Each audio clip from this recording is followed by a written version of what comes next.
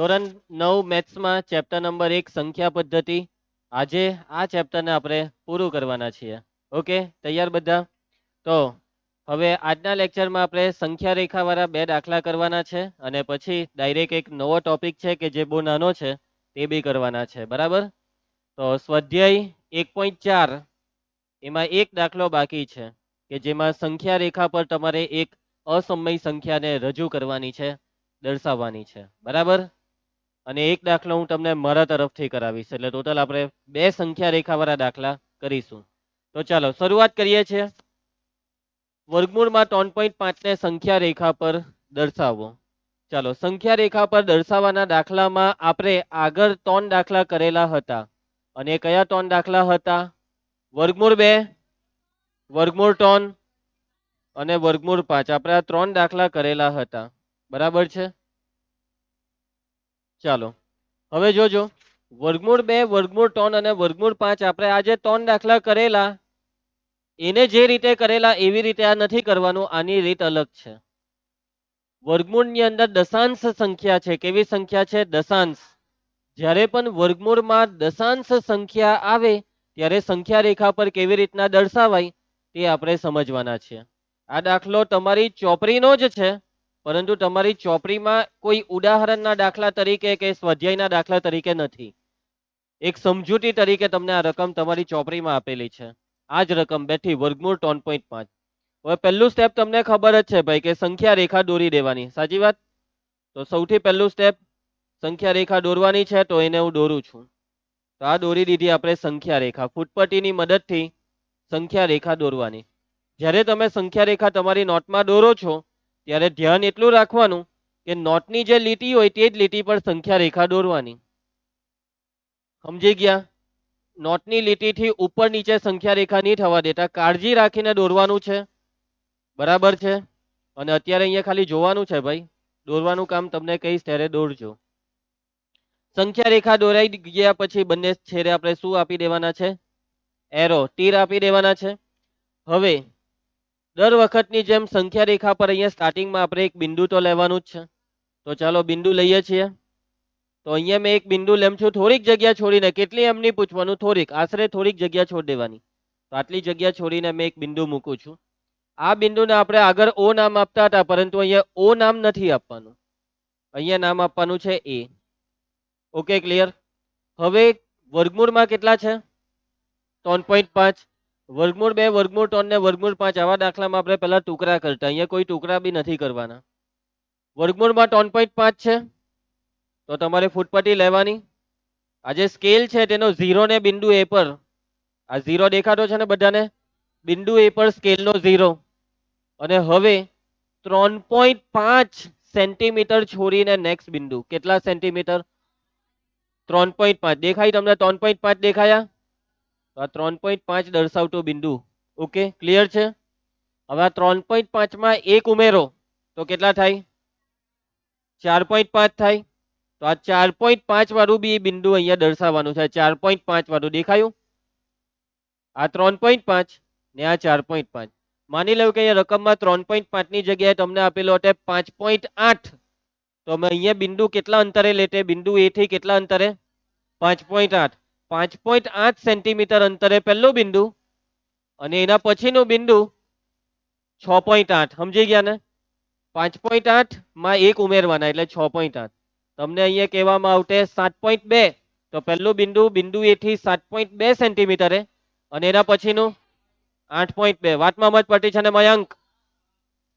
તો અહીંયા રકમમાં તમને 3.5 કીધું હતું, તો બિંદુ એ થી 3.5 સેન્ટીમીટર દૂર બિંદુ બી લેવાનું અને બિંદુ બી થી 1 સેન્ટીમીટર છોડીને બિંદુ સી લેવાનું.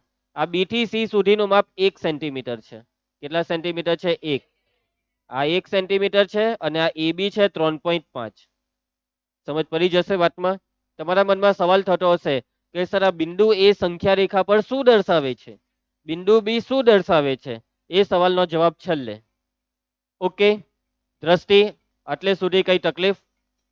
સ્કેલને ક્યાં મૂકવાની ને બધું તમને ડિટેલમાં સમજાવ્યું છે. દોરતી વખતે લોચા નહીં મારતા. ઓકે, હવે તમારે લેવાનું છે પરિકર. તો આ લીધું આપણે પરિકર. પરિકરની સોયને બિંદુ એ પર મૂકી દેજો. હવે આ જે એસી છે ને એસી, આ એસી નો લંબ દ્વિભાજક દોરવાનો છે. શું દોરવાનું છે? એસી નો લંબ દ્વિભાજક. આ એસી નો લંબ દ્વિભાજક એટલે કોઈ દિવસ દોરેલો છે? 7મામાં, 8મામાં, 6થામાં, સિનિયર જુનિયર? ના. ઓકે, લંબ દ્વિભાજક દોરવા માટે તમારે વારાફરતી પરિકરને એ પર ને સી પર મૂકવાનું અને એક સરખી ત્રિજ્યાના બે ચાપ ઉપર નીચે આપવાના. એક સરખી ત્રિજ્યાના, વગર બગાસા ખાધે, વગર પગ હલાવીએ. એક સરખી ત્રિજ્યાના બે ચાપ ઉપર નીચે આપવાના. પહેલા બિંદુ એ પરથી ને પછી બિંદુ સી. બિંદુ સી એમ યાદ રાખજો, પછી તાહો પાછા ભૂલી જાય, અલા બી લીધેલું કે સી લીધેલું. હા, બિંદુ સી. ચાલો, તો બિંદુ એ પર પરિકર મૂકી દીધું. હવે ત્રિજ્યા કેટલી લેવાની? તો ત્રિજ્યા તમે અહીંયા સી સુધી ખેંચી લો. થોડું ઘણું વધારે ઓછું હોય તો બી ચાલે. એક્ઝેક્ટ કેટલું ખબર? અડધાથી વધારે ત્રિજ્યા. અડધાથી વધારે. આ એસી નું અડધું કેટલું થાય? આશરે વિચારો, આટલું જેવું થાય? તો એના કરતા વધારે લેવાની. અડધાથી વધારે. પછી તમે આટલી લેહો ત્રિજ્યા તો નહીં ચાલે. અડધું અહીંયા આવે ને, એટલે પેન્સિલ અડધાથી આગળ લઈ જવાની. એટલે આટલી હો ચાલે, હજી આગળ લઈ લઉં તો બી ચાલે, આટલું લઈ લઉં, સી સુધી લઈ લઉં. સમજી ગયા? હું થોડીક ઓછી રાખું છું, આટલું જેવું રાખું છું. ઓકે, આશરે અડધાથી વધારે. હર્ષ, કેટલાથી વધારે? અડધા. અડધું કાવે તો ઓળખાણ થાય ને, અડધું એમ અંદાજો તો આવી જાય ને. ચાલો, હવે આ માપ ખોરવાવું નહીં જોઈએ. હવે પરિકરમાં માપ સેટ થઈ ગયું. હવે પરિકરને તમારે બહુ હાચવીને વાપરવાનું છે. બરાબર? એ પરિકર પર જરાક બી વજન નહીં આવવું જોઈએ, પરિકર નીચે નહીં પડવું જોઈએ, માપ નહીં ખોરવાવું જોઈએ. હવે આ માપ ખોરવાય નહીં. હવે તમારે બિંદુ એ પર જ રાખવાની છે સોય, અને અહીંયા મારી દેવ એક ચાપ આ રીતે, અને હવે અહીંયા જ સોય રાખજો બિંદુ એ પર, અને નીચે લઈ જાઓ અને એક ચાપ અહીંયા નીચે મારવાનું છે. સમજી ગયા? બિંદુ એ પરથી ઉપર નીચે ચાપ આપી દીધો. હવે આ ખોરવાવા નહીં દેતા હે તમે. ઉચકી લઉં પરિકરને, પરિકર હારે ડાન્સ કરો, નાચો, કૂદો, પરિકરને ગમે તે કરો, પણ આ માપ ખોરવાવું નહીં જોઈએ. હવે તમારે પરિકરને બિંદુ સી પર, કયા બિંદુ પર? બિંદુ સી, અને પાછું તમારે ચાપ આપવાનું છે. એક ચાપ ઉપર ને એક ચાપ નીચે. બેવ ચાપ છેદવા જોઈએ. અહીંયા મારા ઉપર વાળા ચાપ છેદે છે, પણ નીચે વાળા ચાપ છેદતા નથી. તો કઈ નહીં, એડજસ્ટ કરી લઈએ આપણે. પાછું આપણે બિંદુ એ પરથી ચાપ આપી દઈએ. બરાબર? ચલો, હવે છેદે છે ને? એમની રસ્તા પેલું નીચે લખાણ પર છેદે છે. હવે તમે સમજી જજો. ચાલો, ઉપર નીચે બેવ ચાપ છેદે છે. છેદે એ રીતના સેટિંગ બેહારવાનું છે. પહેલા નહીં બેઠું તો પછી પાછળથી પાછું બિંદુ એ પર લઈ ગઈને સેટ કરી દેવાનું. સમજી ગયા? હવે જોડી દો બેવને.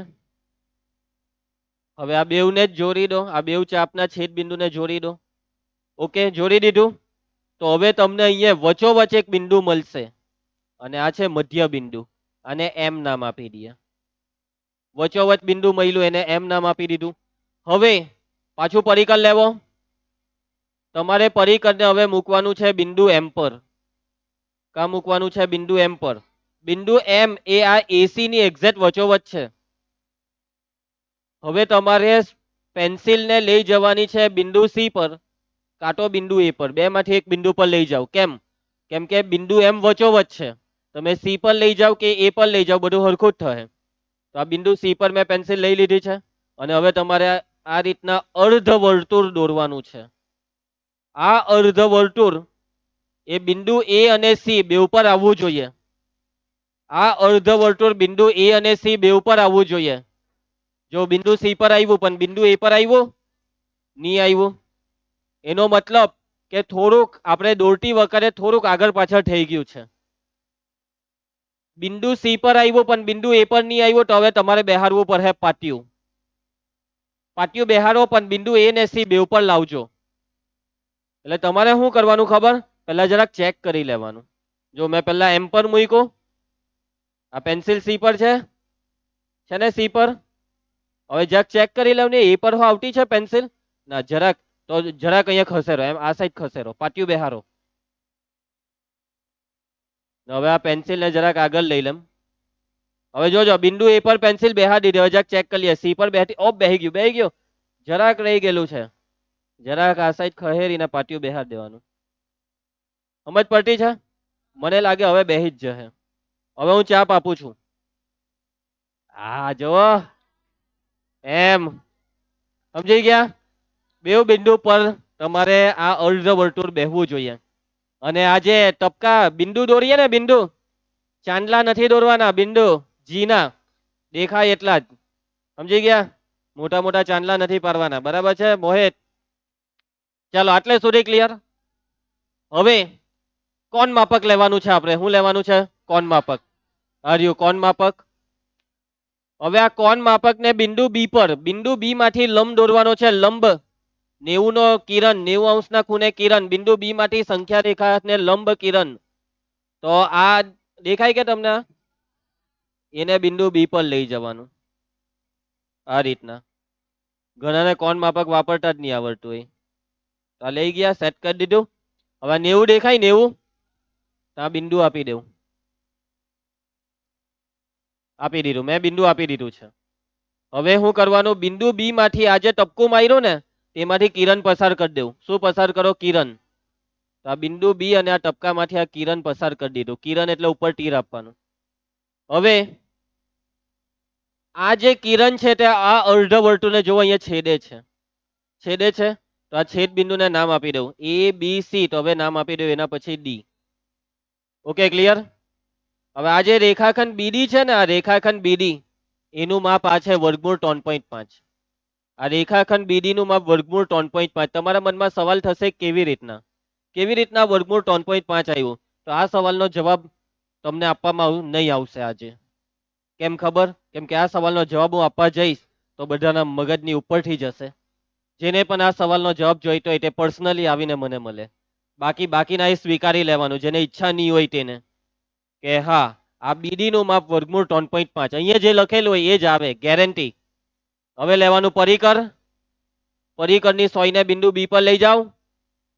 પેન્સિલને લઈ જાઓ બિંદુ ડી પર અને આ બીડી ને નીચે લાવો. ચાપ મારો. બરાબર છે? શું મારી દેવ? ચાપ મારી દેવ. તો ચાલો હું ચાપ મારવા જઈ રહ્યો છું. પેન્સિલ બી પર, સોયને ડી પર, ના મારી દીધું ચાપ. ચાપ માર્યા પછી અહીંયા જે નીચે બિંદુ આવ્યું તેનું નામ આપી દેજો. યસ, અહીંયા નામ આપી દેવ ડી પછી ઈ. હવે આ બીડી નું માપ વર્ગમૂળ 3.5 છે, એનો મતલબ આ બીઈ પણ એટલું જ. એટલે તમારે 0 કોને લેવાનો ખબર? સંખ્યા રેખા પર એને 0 લેવાનો, એમને બી ને સી ને કોને? તમારે બિંદુ બી ને 0 લેવાનું. કેમ કે બિંદુ બી પરથી ચાપ માર્યું. મેઇન ચાપ બિંદુ બી પરથી આવ્યું કે જેને આ વર્ગમૂળ 3.5 ને સંખ્યા રેખા પર ઉતાર્યું. બિંદુ બી પરથી ચાપ આપ્યું ને, બિંદુ બી એટલે બી ને 0 લેવાનો. એટલે આટલું માપ વર્ગમૂળ 3.5 થાય. એટલે બિંદુ ઈ એ સંખ્યા રેખા પર વર્ગમૂળ 3.5 દર્શાવશે. બિંદુ ઈ સંખ્યા રેખા પર શું દર્શાવશે? વર્ગમૂળ 3.5. પૂરી રચના પૂરી. સંખ્યા રેખા પર વર્ગમૂળ 3.5 આવી ગયું છે. સમજ પડી તમને? તમને આ તમારી સ્કૂલમાં કરાવેલું કે અમુક સ્કૂલમાં કરાવ્યું હશે, અમુકમાં નહીં કરાવ્યું? એનું કારણ એ છે કેમ કે આ તમારી સ્કૂલની પરીક્ષામાં નથી પૂછાવાનું. બરાબર?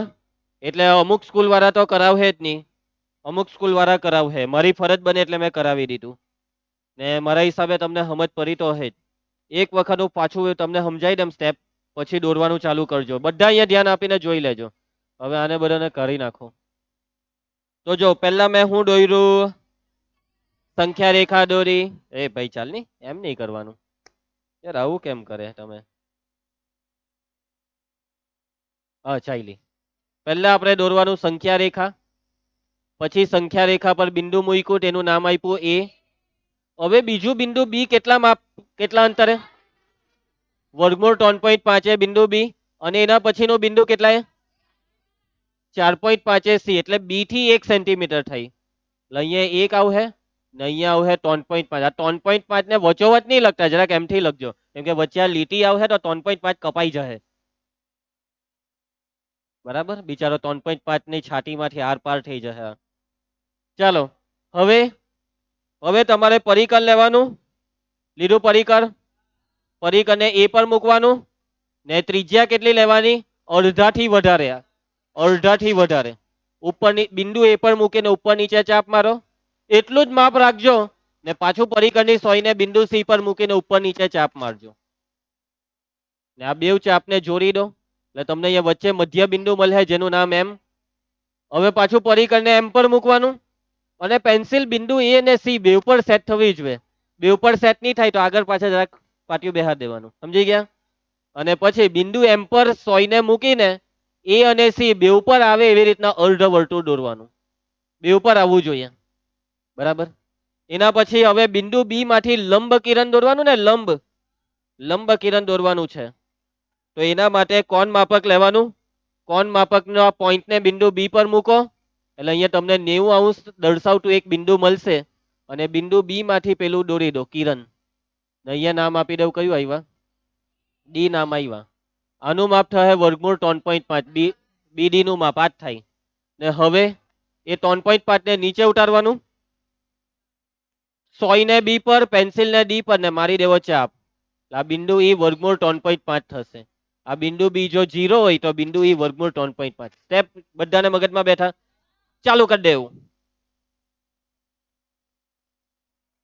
ઓકે ચાલો ભાઈ નેક્સ્ટ. હવે આપણે સ્વાધ્યાયની કરવાના. સ્વાધ્યાયનો પ્રશ્ન 4. કયો છે સ્વાધ્યાયનો પ્રશ્ન 4 કે જે છેલ્લે કરવાના હતા ને? કાલે કરવાના હતા એટલે કાલની આજે 8 થઈ ગઈ. આજે આપણે આવી ગયા પ્રશ્ન 4 પર.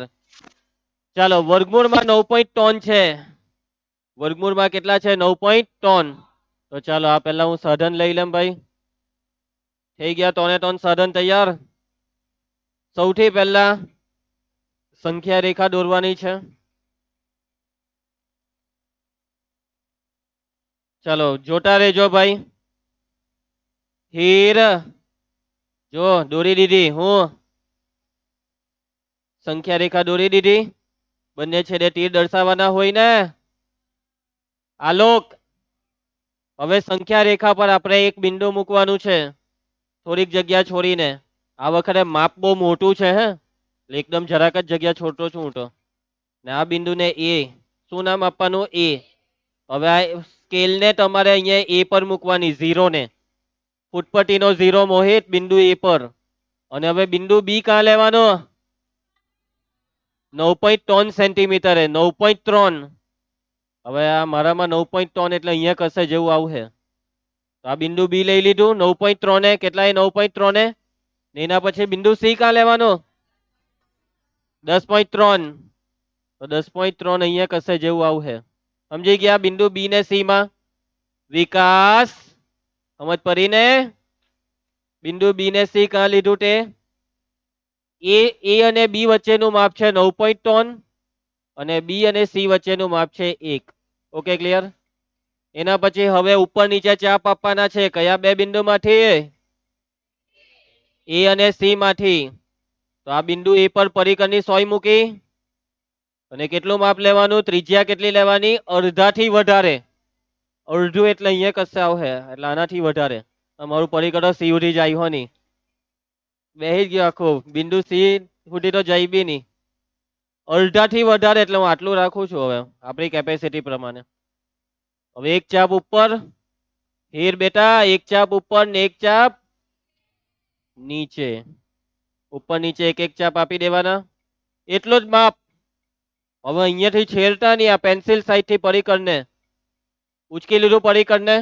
પરિકરને ગમે તેમ નાચો કૂદો જે કરો તે પણ ત્રિજ્યા ખોરવાવી નહીં જોઈએ. ઉભા રહેજો. આ બિંદુ સી પર મૂકવાનું છે. પરિકરને કાં? સી પર. ચાલો પરિકર સ્ટન્ટ કરે છે. ચાલો આપી દઈએ ચાપ. આવી ગયો હે આવી ગયો. નીચે શું લાગે? નીચે તો આરામથી આવી જવાનો. બેવ સાઈડ થી ચાપ આવી ગયો. થઈ ગયું. ચાલો હવે પરિકરને સાઈડ પર નાખો. આ ચાપ જો વાઈટના જરાક મોટા હોય ને તો એમ નાના કરી દેવાના. બહુ મોટા નહીં સારા લાગે. સમજી ગયા? ચાલો હવે જોડી દો ભાઈ. જોડી દો. ગૌરવ બેવ ચાપને જોડી દીધા. તો અહીંયા વચ્ચે જે બિંદુ આવશે તે કયું બિંદુ? બિંદુ એમ. ક્લિયર? એટલે સુધી સમજ પડી છે ને હીર? હાલો ખમત પડતી છે ને. એના પછી હવે પરિકરને લેવાનું, પરિકરની સોયને કયા બિંદુ પર અને પેન્સિલને એ અને સી બે ઉપર આવે એવી રીતના પાટિયું બે ચાપ દોરાઈ ગયો. એ અને સી બે ઉપર આવે રીતના ઈ પર આવી ગયું. ચાલો હવે ચેક કરી લેવાનું સી પર આવે કે નહીં. જરાક સેટિંગ કરવું ભાઈ, જરાક જીરીક મસ્તું. હવે આવી જાય. ચાલો દોરી દેમ છું ચાપ. ઓકે અલા આ તો એ પરથી જરાક ખહી ગયું. ઉભા રહ્યો, ની મજા આવી.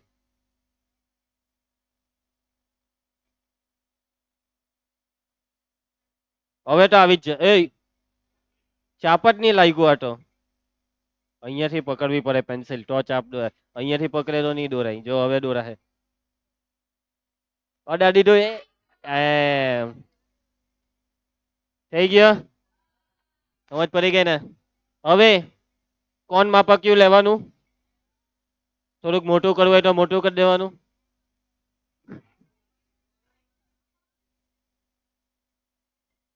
ચાલો હવે કોણ માપક ને બિંદુ બી પર મૂકી દીધું. બિંદુ બી પર અને 90° નો ખૂણો દર્શાવતો બિંદુ મેળવો. 90° નો ખૂણો દર્શાવતો બિંદુ આવ્યો. દેખાય છે આ બિંદુ. ચાલો હવે આ બિંદુ બી માંથી લંબ કિરણ દોરવાનું છે. તો આપણે આ દોરી દીધું બિંદુ બી માંથી લંબ કિરણ, આ જે 90° નો ખૂણો દર્શાવતો બિંદુ છે તેમાંથી કિરણ દર્શાવી દો. બંને જે બિંદુમાં છેદે તે બિંદુને શું નામ આપવાનું? ડી. આ બીડી કેટલું થાય? બીડી વર્ગમૂળ 9.3, વર્ગમૂળ 9.3. એના પછી દિશા પરિકર લેવાનું. આ બધું એકબીજા પર જોઈન્ટ થઈ ગયું. પરિકર લેવાનું. પરિકર ને બિંદુ કયા પર? સોય ને બી પર ને પેન્સિલ ને બિંદુ ડી પર. આ નાનું પડવાનું. ઉભા રહેજો, પેલા આને જરાક લંબાઈ દે. સંખ્યા રેખા લંબાવી પડવાની.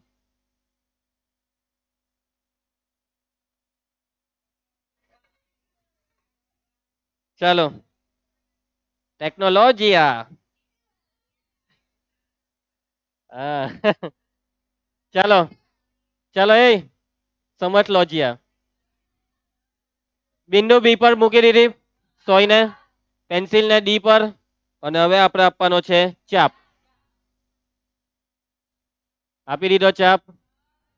અને હવે આ જે બિંદુ આવ્યું બિંદુ ઈ, જે હવે જો બિંદુ બી સંખ્યા રેખા પર 0 દર્શાવતું હોય તો બિંદુ ઈ સંખ્યા રેખા પર વર્ગમૂળ 9.3.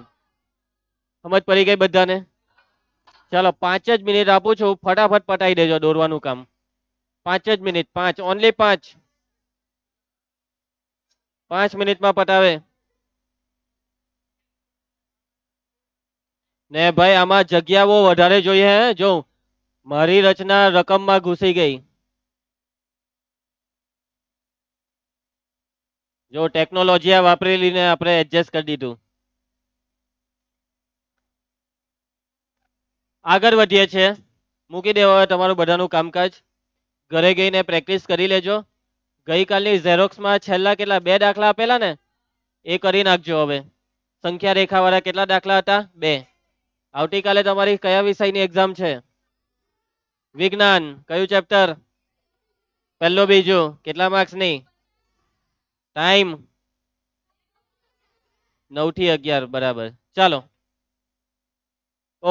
હોમવર્ક આવી ગયું છે ભાઈ.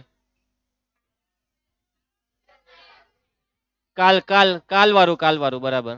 અને અહીંયાથી ઉડાડી નાખું છું તો, કેમ કે આ હોમવર્ક ઓલરેડી અપાઈ ગયું છે. ચાલો એના પછી આગળનો ટોપિક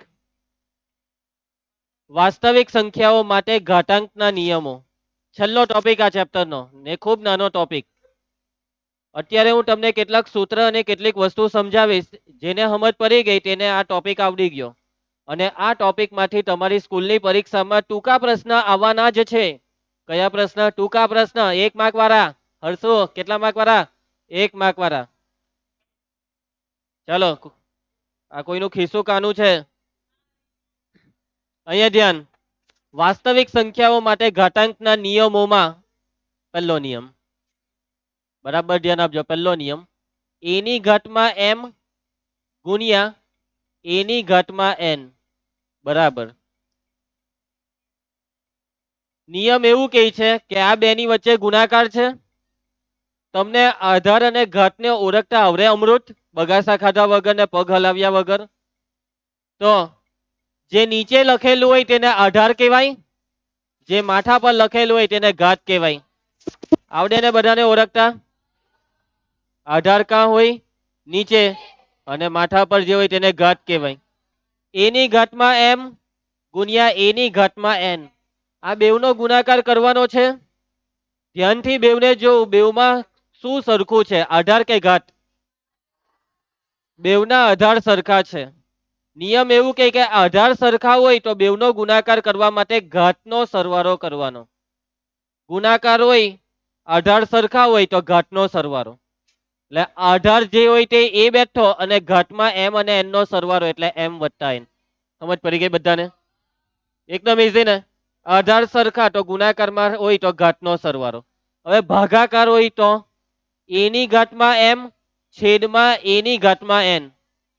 આ વખતે છેદ એટલે ભાગાકાર. બેવમાં આધાર સરખા છે એટલે આ ઘાતની બાદબાકી એટલે આ એ લખવાનો, અને ઘાતની બાદબાકી એટલે એમ ઓછા એન. આપણે એમ ઓછા એન ની જગ્યાએ એન ઓછા એમ લખીએ તો નહીં ચાલે? નહીં ચાલે, નહીં ચાલે. ધ્યાન આપજો. આ જ વસ્તુ જે છે ને, આ જ વસ્તુ એની ઘાતમાં એમ ના છેદમાં એની ઘાતમાં એન. જો તમારે એન ઓછા એમ લખવું હોય ને તો અહીંયા જવાબ એકના છેદમાં જાય. એકના છેદમાં લખો તો એની ઘાતમાં એન ઓછા એમ. ભાગાકાર હોય, આધાર સરખાઈ તો ઘાતની બાદબાકી. ઉપર વાળામાંથી નીચેની ઘાત બાદ કરીએ તો ઉપર લખવાનું, નીચે વાળામાંથી ઉપરની ઘાત બાદ કરીએ તો નીચે એટલે એકના છેદમાં લખવાનું. સમજ પડી? ઉપરની ઘાત ઓછા નીચેની ઘાત તો બધું ઉપર લખવાનું, અને નીચેની ઘાતમાંથી ઉપરની ઘાત બાદ કરીએ તો એકના છેદમાં લખવાનું. સમજ પડી વાતમાં? પરફેક્ટ સમજ પડી જાય ને? હવે દાખલામાં આપણે કયામાંથી કયો બાદ કરવાનું? ઉપરમાંથી નીચેનાને બાદ કરીએ કે નીચેનામાંથી ઉપરનાને બાદ કરીએ? મોટી સંખ્યા જ્યાં હોય તે તરફ બાદબાકી. એક્ઝામ્પલ એક આપું છું. એની ઘાતમાં 7 છે ને નીચે એની ઘાતમાં 3 છે. તો મેં ઉપર લખું કે નીચે? તો ઉપર. મોટી સંખ્યા ઉપર છે ને, એટલે એની ઘાતમાં 7 ઓછા 3 કેટલા થાય? પણ માની લેવું કે અહીંયા આપેલો બી ની ઘાતમાં 2 ને છેદમાં બી ની ઘાતમાં 5. તો આ વખતે મોટી ઘાત નીચે છે એટલે એકના છેદમાં બી ની ઘાતમાં 5 ઓછા 2. આ થાય બી ની 3 ઘાત. કોને નિયમ જ પડી? દાખલા ગણતી વખતે આ રીતના આપણે ધ્યાન આપીશું. એના પછી ચોથો નિયમ, એની ઘાતમાં માઇનસ એમ હોય, એની ઘાત ઋણ હોય. કેવી હોય? ઋણ ઘાત. તો ઋણ ઘાતને ધન કરવી હોય તો એકના છેદમાં લઈ જવાનું. એકના છેદમાં લઈ જશો એટલે એની જે માઇનસ એમ ઘાત છે તે પ્લસ થઈ જશે. Plus M. સમજી ગયા? સેમ એવી રીતના જ એકના છેદમાં એની ઘાતમાં માઇનસ એમ હોય તો એને ઉપર લઈ આવો. ઘાતનું ચિહ્ન બદલવું હોય તો અંશમાં હોય તો છેદમાં લઈ જાઓ, છેદમાં હોય તો અંશમાં લઈ આવો, એટલે ઘાતનું ચિહ્ન બદલાઈ જાય. અહીંયા છેદમાં છે ને ઋણ ઘાત છે ને માઇનસ એમ, લઈ જાવ ઉપર એટલે ધન થઈ જશે, એટલે એની પ્લસ એમ ઘાત. સમજ પડી ગઈ બધાને? ફુગ્ગા બોય વિવેક, પાકી સમજ પડી? ચાલો એના પછી નંબર 6, એની એમ ઘાત ની આખાની એન ઘાત. બરાબર? એટલે એની ઘાતમાં એમ તો છે ને એની આખાની ઘાતમાં પાછો એન છે. એટલે જો તમારે આ કાઉન્સ ખોલવું હોય, જો આ કાઉન્સ ખોલવું હોય તો ઘાતનો ગુણાકાર થાય એટલે એની ઘાતમાં mn. એની ઘાતમાં mn. સમજ પડી? ઘાતની ઉપર ઘાત આવે એટલે ઘાતનો ગુણાકાર, પણ વચ્ચે કાઉન્સ ફરજિયાત. ફરજિયાત વચ્ચે રાણા કાઉન્સ હોવો જોઈએ. શું હોવો જોઈએ વચ્ચે? કાઉન્સ હોવો જોઈએ. ક્લિયર? કાઉન્સ ખોલીએ તો ઘાતનો શું થાય? હીર ગુણાકાર થાય. એના પછી 7મું, AB આખાની એમ ઘાત એ બી આખાની એમ ઘાત હોય તો જો તમે આ કૌંસ ખોલી નાખો તો આ ઘાતનો એમ બેવને લાગી જાય એટલે એ ની ઘાતમાં એમ બી ની ઘાતમાં એમ સમજ પડી ભાગાકાર માટે બી સાચું એના છેદમાં બી આખાની ઘાતમાં એમ હોય તો તમે આ કૌંસ ખોલો તો આ એમ બેવને લાગી જાય એની ઘાતમાં એમ છેદમાં બી ની ઘાતમાં એમ બાકી સમજ પડી જાય ને સહેલું છે ને એના પછી નંબર 9 એન મૂળમાં એક્સ આ મેં શું લખ્યું એન મૂળમાં એક્સ એન મૂળ આને કહેવાય એન મૂળ આ જે સંકેત છે તે આનો સંકેત છે એન મૂળ આને કહેવાય વર્ગમૂળ આને કહેવાય ઘનમૂળ ઘનમૂળમાં અહીંયા તગરો લખેલો હોય ચોગરો લખેલો હોય તો ચતુર્થમૂળ પાંચરો લખેલો હોય તો પંચમૂળ છગરો લખેલો હોય તો સતમૂળ સતમૂળ સાતરો લખેલો હોય તો સપ્તમૂળ આઠરો લખેલો હોય તો અષ્ટમૂળ નવરો લખેલો હોય તો નસ્ત નહીં ભાઈ નસ્તમૂળ એમ કે નવરો લખ્યો હોય તો નસ્તમૂળ એમ કે નવરો લખ્યો હોય તો નવમૂળ નવ એમ જ બોલવાનું નવ પછી બધું એમનું એમ જ 10 મૂળ 11 મૂળ 12 મૂળ 13 મૂળ બસ બસ બસ બસ બસ આલોક બસ ચાલો એ રીતના આને કહેવાય એન મૂળ જે લખેલું હોય તે મૂળ અહીંયા 10 લખેલું તો 10 મૂળ 25 લખેલું તો 25 મૂળ સમજી ગયા ક્લિયર છે બધાને એન મૂળ એક્સ એટલે એક્સ ની ઘાતમાં અને તમારે એક્સ ની ઘાતમાં ફેરવવું હોય તો આને કહેવાય 1/n ઘાત એન મૂળ એક્સ એટલે એક્સ ની 1/n ઘાત સમજ પડશે એન મૂળ એક્સ એટલે એક્સ ની 1/n ઘાત માની લેવો કે તમને આપેલો હોય વર્ગમૂળમાં 5 તો 5 ની કેટલી ઘાત 1/2 વર્ગમૂળ એટલે અહીંયા બગડો સમજવાનો એટલે અહીંયા જે લખેલું હોય તેને 1/માં લેવાનું સમજ પડી વાતમાં વર્ગમૂળ એટલે બગડો સમજવાનો વર્ગમૂળમાં આપણે બગડો લખતા નથી પણ બાય ડિફોલ્ટ ઓટોમેટિક સમજી જવાનું કે આ બગડો છે બરાબર છે સૌર્ય ઘનમૂળ 7 તો 7 ની કેટલી ઘાત 1/3 10 મૂળમાં 9 તો 9 ની કેટલી ઘાત પાક્કી એમ જ પડી જાય ને એક છેલ્લું લઈ લે પંચમૂળમાં 2 તો 2 ની કેટલી ઘાત યાદ રહે ને બધાને વર્ગમૂળ એટલે 1/2 ઘાત સૌથી વધારે ઉપયોગ વર્ગમૂળનો આવશે કેટલી ઘાત વર્ગમૂળ એટલે લક્ષ્મી 1/2 ઘાત ક્લિયર આલોક તું વાત કેમ કરે છે ધ્યાન આપ અને ધ્યાન આપવા દે આજુબાજુ વાળાને ચાલો બાજુ વાળો એની હારે વાત નથી કરવાની સમાટ નિયમ બધા સમજ પડી ગઈ પાક્કું બધા નિયમ ગુણાકારમાં આધાર સરખા હોય તો ઘાતનો સરવાળો ભાગાકારમાં આધાર સરખા હોય તો ઘાતની બાદબાકી બરાબર છે બગાસા ખાવ સંધ્યા એના પછી ઋણ ઘાત હોય તો અંશમાં હોય તો છેદમાં લઈ જાવ તો ધન થઈ જાય છેદમાં હોય તો અંશમાં લઈ જાવ ઋણ ઘાતને ધન કરવા હોય તો અંશમાંથી છેદમાં છેદમાંથી અંશમાં એના પછી કાઉન્સ પર ઘાત આવે તો કાઉન્સ ખોલીએ તો ઘાત ગુણાઈ જાય એના પછી આખાની ઘાત આવે તો ઘાતને સેપરેટ કરવાનું પછી ગુણાકાર હોય તો ભાગાકાર હોય ને આવો સંકેત આવે તો 1/n લખવાનું સમજી ગયા ને અહીંયા n મૂળ x બરાબર x ની 1/n ચલો ફટાફટ હું દાખલા ચાલુ કરું છું ઉદાહરણ 20 મોસ્ટ આઈએમપી આ તમારી સ્કૂલની પરીક્ષામાં પૂછાવાનું જ છે આ ઉદાહરણ ચલો ધ્યાન આપજો સાદું રૂપ આપો 4 દાખલા છે પહેલો દાખલો 2 ની ઘાતમાં 2/3 પછી અહીંયા ટપકું પાલ્લું છે ને 2 ની ઘાતમાં 1/3 આ ટપકું જે પાલ્લું હોય ને ટપકું તેને વાંચવાનું ઇન્ટુ શું વાંચવાનું ઇન્ટુ 2 ની 2/3 ઘાત ઇન્ટુ 2 ની 1/3 અને આ ટપકાનો મતલબ આ બેવની વચ્ચે ગુણાકાર ટપકું પારેલું હોય તો ગુણાકાર સમજવાનું બે કાઉન્સ પારેલા હોય ને કાઉન્સની વચ્ચે કઈ નહીં લખેલું હોય તો બી ગુણાકાર સમજવાનું વાત મગજમાં ઉતરે છે ને દિશા ચાલો તો અહીંયા આ બેવની વચ્ચે ગુણાકાર છે આલોક બધું વસ્તુ સાઈડ પર મૂક ને અહીંયા ધ્યાન આપ શું છે આ બેવની વચ્ચે ગુણાકારમાં જો આધાર કેવા છે બેવના ગુણાકારમાં આધાર સરખા હોય તો ઘાતનો સરવાળો એટલે આ આધારમાં બગડો બેઠો ને આ બેવ ઘાતનો સરવાળો એટલે 2/3 વત્તા 1/3 હવે આ બે બેઠો આ સરવાળો કરવાનો છે આપણે અપૂર્ણાંકનો સરવાળો કરીએ ત્યારે છેદ જોવાનો છેદ સરખા છે સમછેદી કહેવાય આને. કેવા કહેવાય? સમર્થછેદી નહીં, સમછેદી. તો છેદ સરખા છે એટલે છેદમાં 3 બેઠો ને અંશનો સરવાળો 2 વત્તા 1 એટલે 3. 3 3 ઉડી જાય એટલે 1 રહ્યો. એટલે 2 ની ઘાતમાં 1. 2 ની 1 ઘાત એટલે 2. સમજ પડી? પણ જો છેદ જુદા હોય ને તો તમારે લસા લેવો પડે. વિષમ છેદીમાં છેદનો લસા લેવાનો. સમછેદીમાં છેદનો લસા નહીં લેવાનો.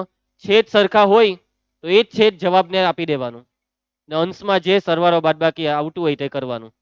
બરાબર છે વિકાસ? ચાલો એના પછી બીજો દાખલો જુઓ. 3 ની ઘાતમાં 1/5 પછી કાઉન્સ આપીને પાછું ઘાતમાં છે 4. આવી રીતના કાઉન્સની ઉપર ઘાત આવે તો શું કરવાનું? ગુણાકાર. કાઉન્સ ખોલો તો ઘાતનો ગુણાકાર. 3 ની ઘાતમાં 1/5 ને એની સાથે ગુણ્યામાં 4. સમજ પડી? હવે 3 ની ઘાતમાં ચાલો ગુણાકાર. 4 એકા છેદમાં 5 ચોક. 5 ને 4 હાથે ની ગુણાય. ભૂલથી બી ની ગુણી નાખતા. બરાબર છે બગાસા ગાવ દ્રષ્ટિ? આ તો એ ખાધો. છેદમાં ગુણાકાર નહીં થાય. વાતને સમજજો. આવું હટે 3 ની ઘાતમાં 1/5 ગુણ્યા 4/3. તો એનો મતલબ ઉપરનાનો ઉપર હાથે ગુણાકાર. 4 એકા 4 ને નીચે નાનો નીચે હાથે 5 તાલી 15. સમજ પડી? પણ અહીંયા આપણે આ લખેલું છે ને 3 ની ઘાતમાં 1/5 ગુણ્યા 4 લખેલા છે તો છેદમાં 1 તો 5 એકા 5 જ થાય. સમજ પડી છે ને વાતમાં મયંક? પૂર્વેશ? ચાલો એના પછી ત્રીજો. છેદ આવે એટલે એને શું કહેવાય? ભાગાકાર. શું કહેવાય? ભાગાકાર. બેવના 18 જો. બેવમાં 7 છે. 18 સરખા તો ઘાતની બાદબાકી. હવે આ બાદબાકી ઉપર લઈએ કે નીચે? હવે જો આમાં કેટલીક વખત ગૂંચવાઈ જવાય. જ્યાં લેતા ચાલે. ઉપર લેવું હોય તો ઉપર લેવું બાદબાકી ને નીચે બાદબાકી લેવી હોય તો નીચે લઈ લો. બરાબર? જ્યાં લેવતા તમારી ઈચ્છા. જવાબ બેવમાં આવી જ જશે. ગૌરવ મેં ઉપર બાદબાકી લેમ છું એટલે 7 લખી દીધો. હવે બાદબાકીમાં પહેલા 1/5 ને પછી ઓછા લખીને નીચેની સંખ્યા 1/3. સમજ પડી ગઈ? હવે આ બાદબાકીનું સાદું રૂપ. છેદ સરખા છે ને? છેદ સરખા નથી એટલે લસા લેવાનો. અને લસા નહીં લેવો હોય તો બીજો એક રસ્તો છે ક્રોસ ગુણાકાર. કયો ગુણાકાર? ક્રોસ ગુણાકાર. 3 એકા ઓછા 5 એકા. ક્રોસ ગુણાકાર કરીએ તો છેદમાં લખવાનો છેદનો ગુણાકાર. 5 તાલી ક્રોસ ગુણાકારમાં મત પડી. 3 એકા 3 5 એકા 5 ને છેદમાં 5 તાલી 15 એમ. 7 ની ઘાતમાં સમાજ 3 ઓછા 5 -2 છેદમાં 15 જેમ છે તેમ. તો આ છે જવાબ. 7 ની ઘાતમાં -2/15. હવે તમે આ જે જવાબ લાવ્યા એને જેમ છે તેમ બેઠું રવા દેવ તો બી ચાલે. અથવા હજી એક વસ્તુ આમાં કરવી હોય તો થાય. ઋણ ઘાત છે. ધન કરવી હોય તો છેદમાં એટલે 1/7 ની ઘાતમાં +2/15. આ બેવના તમને પૂરા માર્ક મળે. જો તમે આ સ્ટેપ નહીં કરો તો બી ચાલી જશે. તમારી ઈચ્છા. ક્લિયર છે બધાને? હર્ષદ સમજ પડી છે ને? એના પછી નેક્સ્ટ ચોથો દાખલો જોઈ લો. રકમને એકદમ ધ્યાનથી જોઈ લીધું. વચ્ચે ટપકું એટલે ગુણાકાર. પણ આ વખતે સરખું શું છે? 18 સરખા છે. આ વખતે ઘાત સરખી છે. શું સરખું છે? ઘાત. હવે જો અહીંયા નિયમ કયો લાગે તે સમજો. અહીંયા નિયમ આ 7મો લાગે. જો ઘાત સરખી હોય ને તો 18 નો ગુણાકાર. ઊંધો નિયમ લઈ ગયો. ઊંધો કે ઘાત સરખી હોય તો 18 નો ગુણાકાર ને પેલી ઘાતને આખામાં લઈ લેવાની. એ નિયમ અહીંયા લાગશે કે અહીંયા 13 અને 17 નો ગુણાકાર એટલે 13 ગુણ્યા 17 અને આ 1/5 ઘાત લાગે આખાને. ક્લિયર છે? આ 13 ગુણ્યા 17 17 તાલી 51 વધી 5 17 એકા 17 17 ને 5 22 એટલે 221 ની ઘાતમાં 1/5 પૈતું. કોને નિયમત પડી આ દાખલામાં? આંગળી ઊંચી કરે. દેવ કયા સ્ટેપમાં નિયમત પડી? તો ને 3 દાખલામાં નિયમત પડી. આ 3 ની 4 છે. હવે ચાલો આવી ગયા બધા જવાબ. ચાલો આગળ વધીએ. નેક્સ્ટ દાખલો સ્વાધ્યાય 1.5 છેલ્લો સ્વાધ્યાય.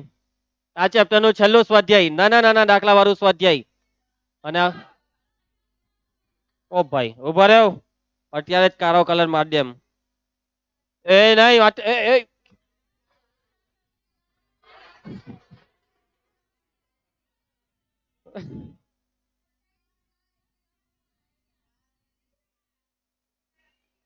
ચાલો ભૂલી જાઓ બધા જવાબ. ચાલો ધ્યાન આપજો. સોરી, 64 ની ઘાતમાં 1/2. 3 દાખલા છે. 3 માં કિંમત શોધો. શું શોધો વિવેક કુમાર? કિંમત શોધો. બરાબર ધ્યાન આપજો. મોસ્ટ એટલે ખતરનાકમાં ખતરનાક મોસ્ટ આઈએમપી પૂછાવાનું જ છે આ પરીક્ષામાં. ટ્યુશનની પરીક્ષા હોય, સ્કૂલની પરીક્ષા હોય કે કોઈ બી પરીક્ષા, પૂછાવાનું જ છે વગર હલ્યા. ધ્યાન આપ. 64 ની ઘાતમાં 1/2. જ્યારે બી આવી રકમ આવે ને સાદુરૂપ આપવાનું આવે તો વિચારવાનું હું ખબર, આ ઘાતમાં જે છેદ છે તેમાં છેદમાં કેટલા છે, એટલે વિચારવાનું કે કોની 2 ઘાત 64 થાય. બરાબર છે. 8 × 8 = 64. 8 નો વર્ગ 64. સમજ પડી ને? અહીંયા નીચે માની લો કે 4 લખેલા હતા. 4 હું લખેલો હતો 64 ની ઘાતમાં 1/4. તો મારે વિચારવાનું કોની 4 ઘાત 64 થાય.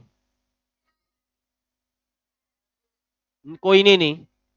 પણ માની લો કે એ 3 લખેલા હતા તો વિચારવાનું કોની 3 ઘાત 64 થાય. 4 ની 3 ઘાત 64. બરાબર છે.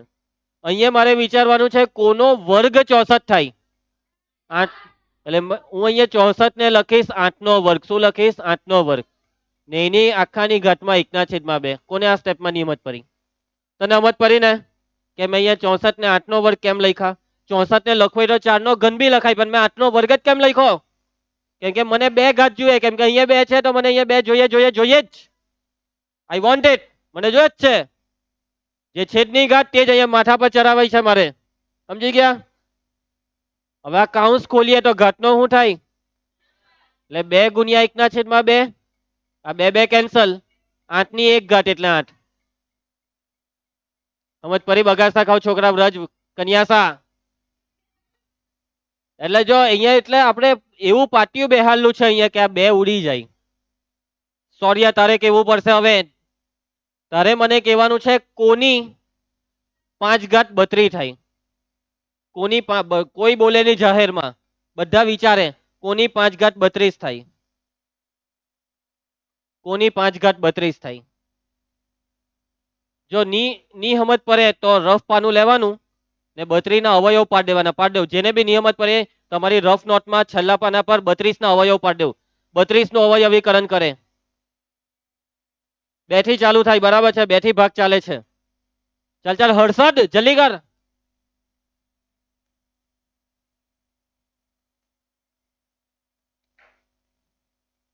પાડી દીધા અવયવ. ચાલ મેટ.